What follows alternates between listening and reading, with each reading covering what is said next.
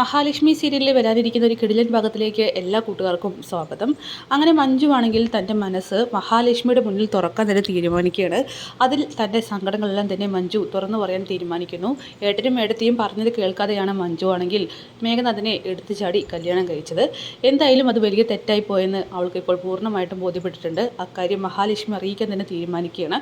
അങ്ങനെ മഹിയെ കാണുന്ന സമയത്ത് ഏടത്തി എന്നോട് ക്ഷമിക്കണം, ഞാനൊരു തെറ്റ് ചെയ്തെന്നൊക്കെ പറയുകയാണ്. എന്താ മഞ്ജു, എന്താ കാര്യം, മേഘനാഥൻ അതിൽ നിന്നും എന്തെങ്കിലും ബുദ്ധിമുട്ട് തനിക്ക് അനുഭവപ്പെടുന്നതെന്നൊക്കെ ചോദിക്കുമ്പോൾ ബുദ്ധിമുട്ടല്ല, അയാൾ എൻ്റെ ജീവിതത്തിൽ നിന്ന് തന്നെ എടുത്തു കളയാൻ ഞാൻ തീരുമാനിച്ചിരിക്കുകയാണ്. മേഘനാഥൻ ഒരിക്കലും നല്ലൊരു ഭർത്താവല്ല, അവന് ഞാൻ കൂടാതെ മറ്റു കുറേ സ്ത്രീകളായിട്ട് ബന്ധമുണ്ടെന്നൊക്കെ പറയുകയാണ്. അപ്പോൾ മഹാലക്ഷ്മി പറയുന്നുണ്ട്, അന്ന് തന്നെ നിന്നോട് പറഞ്ഞതല്ലേ ഞാനും കണ്ടിട്ടൊന്നും വേണ്ട വേണ്ട എന്ന്, തെറ്റായി പോയി എടുത്തി എന്നൊക്കെ ഇങ്ങനെ മഞ്ജു പറയുകയാണ്. അതൊക്കെ ശരിയായിട്ട് എടുക്കാനായിട്ട് ഞാൻ തീരുമാനിച്ചിരിക്കുന്നു, ഞാൻ മറ്റൊരാളുടെ ജീവിതത്തിലേക്ക് പോകാൻ തീരുമാനിച്ചു എന്നൊക്കെ പറയുമ്പോൾ ആരാണെന്നിങ്ങനെ മഹാലക്ഷ്മി ചോദിക്കുന്നുണ്ട്. മറ്റാരുമല്ല, സാഗറാണെന്ന് പറയുന്നു. ഇത് കേൾക്കുന്ന മഹിയാണെങ്കിൽ ശക്തമായി തന്നെ എതിർക്കുകയാണ്. ഒരിക്കലും പാടില്ല, ഈ സാഗർ എന്ന് പറയുന്നവൻ ശരിക്കും ഒരു വൃത്തികെട്ടവനാണ്. അവൻ എന്നോട് ചെയ്തതൊക്കെ നീ അറിഞ്ഞാൽ ഞെട്ടിപ്പോകും. ഇല്ല എടുത്തി, അതൊക്കെ പണ്ടായിരുന്നില്ലേ, ഇപ്പം അങ്ങനെയൊന്നുമില്ല. മഹാലക്ഷ്മി പറയുന്നതിന് എതിർത്ത് പറയുകയാണ് മഞ്ജു.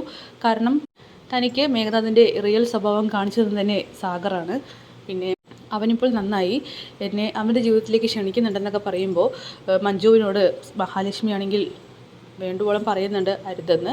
എന്തായാലും മഹാലക്ഷ്മിയെയും കണ്ണനെയും സമ്മതിപ്പിക്കാനായിട്ട് മഞ്ജു കുറച്ച് ബുദ്ധിമുട്ടും എന്നുള്ള കാര്യം ഉറപ്പാണ്. അപ്പോൾ നമുക്ക് കാത്തിരിക്കാം പുതിയ വിശേഷത്തിനായിട്ട്. Bye bye.